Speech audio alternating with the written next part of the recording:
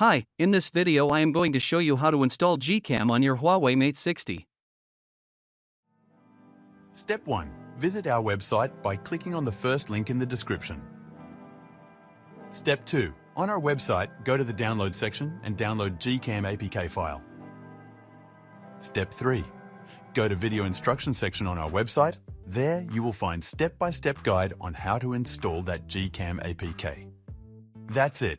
Don't forget to visit our website for complete instructions and APK file.